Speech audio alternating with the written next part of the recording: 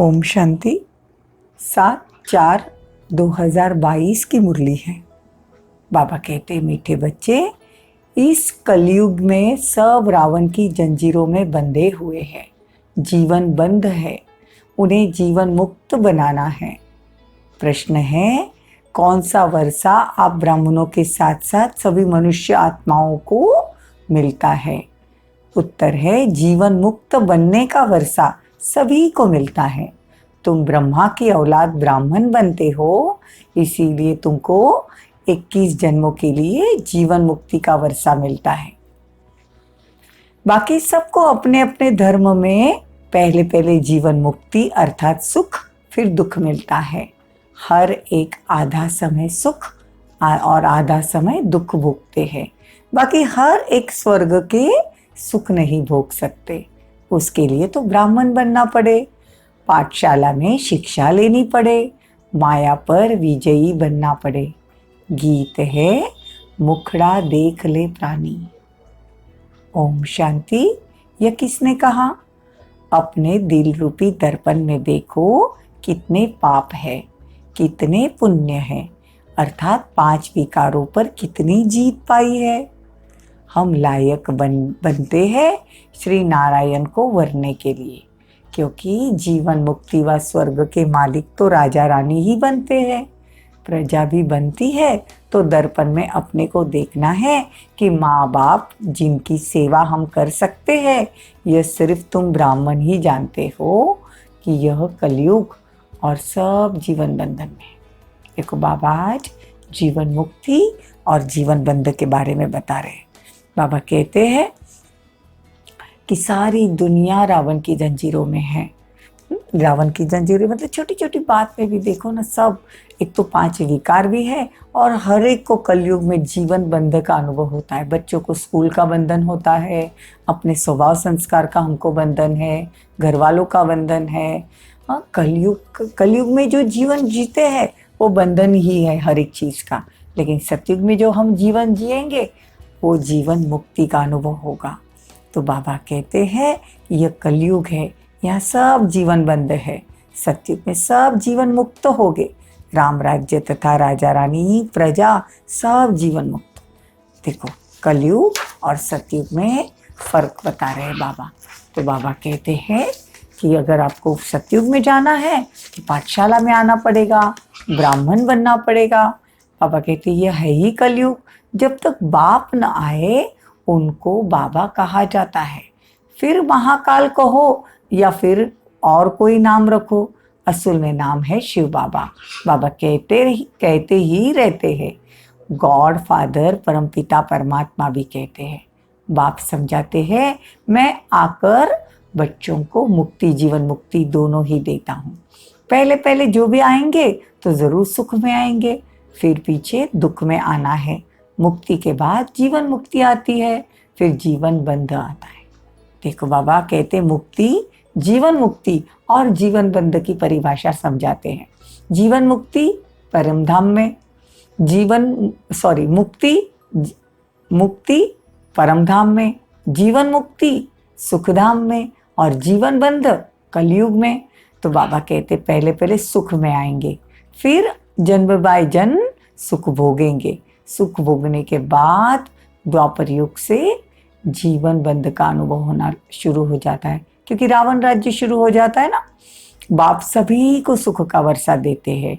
फिर कोई का एक आध जन्म भी सुख का होगा, आया थोड़ा सुख पाया और मरा। होता है ना कलयुग में पूरी जीवन मतलब पूरे 84 जन्म 83 जन्म तक वो अगर परमधाम में बैठा है, शांति में बैठा है, एक जन्म के लिए आएगा, सुख भोगेगा और मरा। उनको ड्रामा में इतना ही पार्ट है।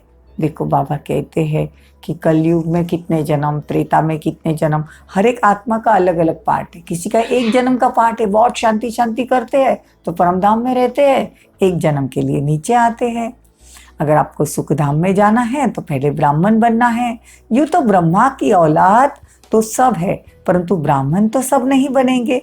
तो ब्राह्मण बनते हैं उन्हों के लिए 21 जन्म जीवन मुक्त कहा जाता है। राजगद्दी पर बैठते हैं तो राजयोग सीखना पड़े, यह है पाठशाला।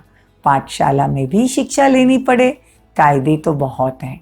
एक बार लक्ष्य मिल गया फिर विलायत में रहकर भी पढ़ सकते। लक्ष्य क्या है? लक्ष्मी नारायण का बनना है। फिर एक बार 7 दिन का कोर्स कर लिया, लक्ष्मी नारायण जैसा बनना है, वहाँ पे भी आप मुरली सुनकर पढ़ सकते हो, बाबा की सेंटर पे जा सकते हो। बाबा कहते हैं बरोबर हम शिव, बच्चे कहते हैं बरोबर हम शिव बाबा के बच्चे हैं, बाप से वर्षा जरूर लेंगे। पत्र भी लिखते हैं, बाबा रावण का भूत सताता है, कभी काम का कभी क्रोध का हल्का नशा आ जाता है। बाप कहते हैं इन पर विजयी पानी है, ये तुम्हारी लड़ाई है ही योग बल की। तुम याद करेंगे माया तुम्हारा बुद्धि योग तोड़ेगी। बाबा ने समझाया है जीवन मुक्ति सबको मिलनी है। इसका मतलब यह नहीं कि सब स्वर्ग में आएंगे, सभी चाहते हैं मुक्ति में जाए, फिर पिछाड़ी में आते हैं पार्ट बजाने। देखो 4,500 वर्ष भी अगर ऊपर रहा शांति में तो एक जन्म के लिए भी नीचे आना पड़ता है। टोटल मुक्ति किसी को नहीं मिलती। बाबा कहती ये अनादि ड्रामा बना है, इसमें फर्क नहीं पड़ सकता। शांति के शौकीन बहुत है, तुम्हारे तो सुख भी है और शांति भी है। हमको तो दोनों मिलता है, सुख और शांति दोनों। मनुष्य समझते हैं साइंस बड़ी तीखी है, हम कहते हैं हमारी साइलेंस बड़ी तीखी है। बाबा की याद से ही ताकत मिलती है।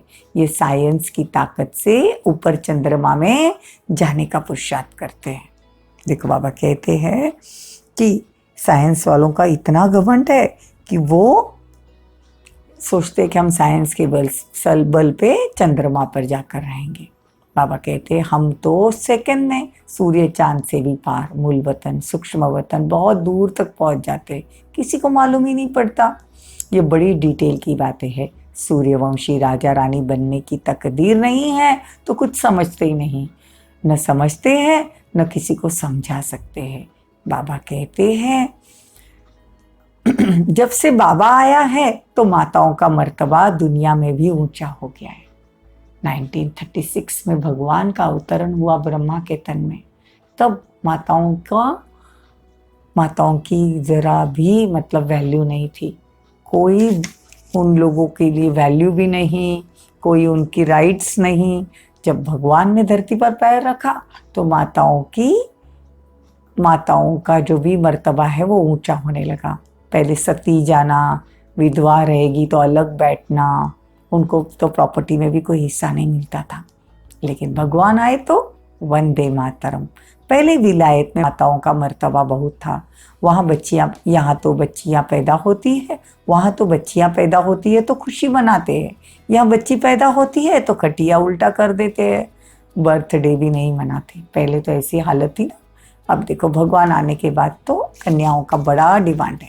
वैसे कन्याओं का कन्हैया गाया हुआ है, वास्तव में तुम सब कन्याएं हो, तुम्हारा ये नया जन्म है, बाकी पढ़ाई में तुम नंबरवार हो। बाबा कहते हैं ऐसा कोई नहीं हो जो कहे कि हमने 21 जन्म सुख नहीं लिया था, अब रावण राज्य होने के कारण मौत पलीती हो गए ना। देखो बाबा कहते हैं तुम योग बल से क्या कुछ नहीं कर सकते हो, योग बल से तुम निरोगी होते हो। भोग बल और योग बल दोनों अलग है। वहाँ तो योग बल से बच्चे पैदा होते हैं, वहाँ की रस्म ही अलग होती है। बाबा कहते हैं कि वहाँ हमारी रस्म रिवाज ही नहीं होगी, उस पर चलेंगे जैसे कल्प पहले चले थे। जो हुआ होगा वही होगा।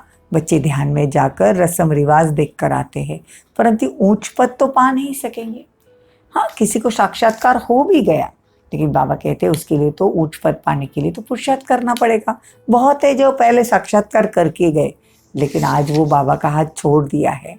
जिन्होंने वहाँ की रस्म रिवाज बताई वो सब अब नहीं है, तो इनसे फायदा कुछ भी नहीं। सारा मदार पढ़ाई पर है, योग ज्ञान। और योग अर्थात बाप को याद करना, ज्ञान अर्थात चक्रों को फिराना। यह तो सहज है ना। बाबा कहते हैं अभी कयामत का समय है तो फिर अपने अपने समय पर सब आएंगे।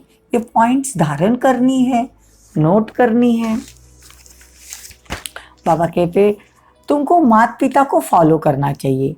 मम्मा कभी किसी को तंग नहीं करती थी, कईयों की बहुत रिपोर्ट आती थी मैनर्स नहीं है, परमपिता परमात्मा पढ़ाते हैं कितना दिमाग चाहिए, अच्छी चलन वाले पर सभी का प्यार रहेगा। कोई बड़ा तंग करता है, अपने को ही चमाट मार लेते हैं तो पदभ्रष्ट हो जाता है ना। बाबा कहते हैं मुझे भी ठिक्कर बित्तर में डाल दिया, क्या मैं कुत्ते बिल्ली में हूँ। बाप कहते तुमने मेरी कितनी ग्लानि की, यह भी ड्रामा में नून था, फिर भी ऐसे होगा। अच्छा, मीठे मीठे सिके लदे बच्चों प्रति माता पिता बाप दादा का याद प्यार और गुड मॉर्निंग। रूहानी बाप की रूहानी बच्चों को नमस्ते।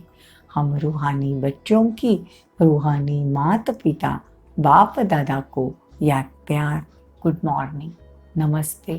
थैंक यू, बहुत बहुत शुक्रिया। धारणा के लिए मुख्य सार, कोई भी उल्टी चलन नहीं चलनी, अच्छे गुण धारण करने हैं, माता पिता को फॉलो करना है।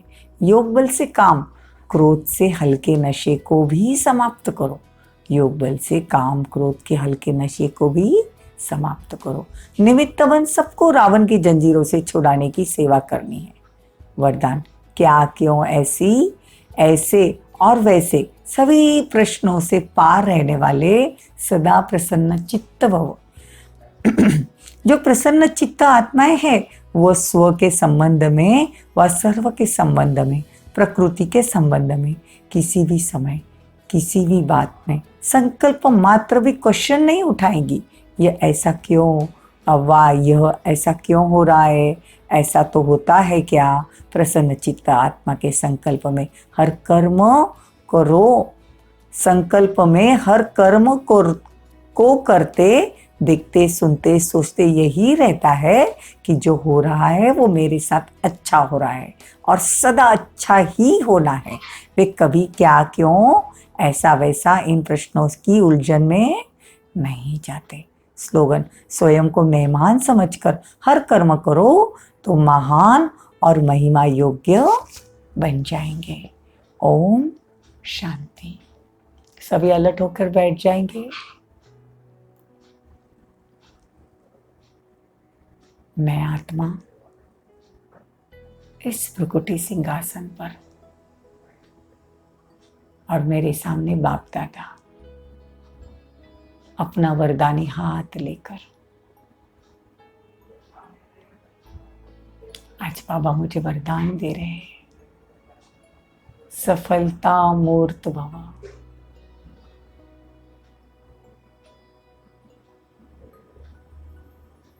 बाबा का वरदानी हाथ सिर पर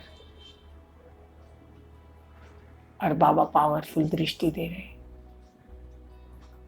कि बच्ची तुम जहां भी कदम रखोगी सफलता तुम्हारा कदम चूमेगी।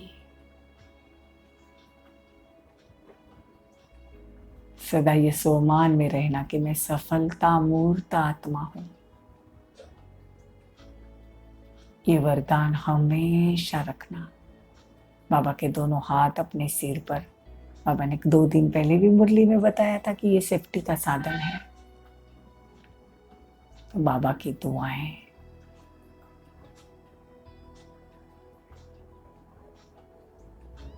मुझे मिल रही है। बाबा की शक्तियों से मैं नहा रही हूँ। बाबा अपनी सारी शक्तियां मुझे फील कर रहे हैं। शुक्रिया बाबा, शुक्रिया शुक्रिया बाबा, शुक्रिया। ओम शांति।